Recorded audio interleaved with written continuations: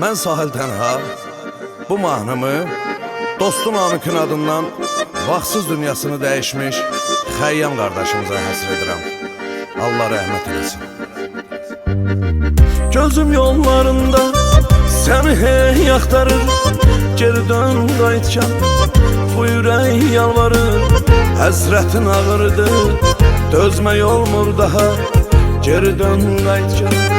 Gözüm yollarında səni hey axtarır, geri dön qayıtcan bu ürək yalvarır. Həsrətin ağırdır, dözmək olmur daha, geri dön qayıtcan.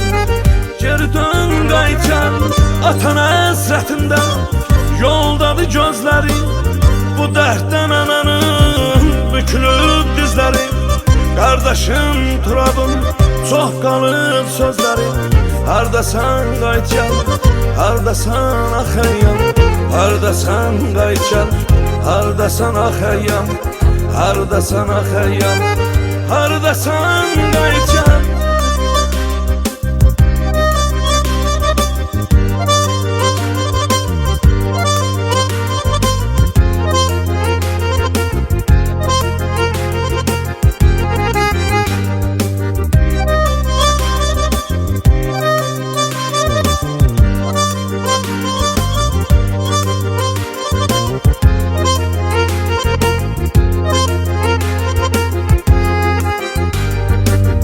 Namiq tək dostlarım sənin həsrətində, xəstəlik var imiş sənin qismətində. Bu cavan yaşında ölüm yaraşmadı, geri dön qayıtcan.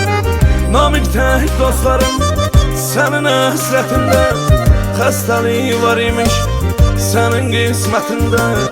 Bu cavan yaşında ölüm yaraşmadı, hardasan qayıtcan, hardasan qayıtcan. Atan həsrətində yoldadır gözləri.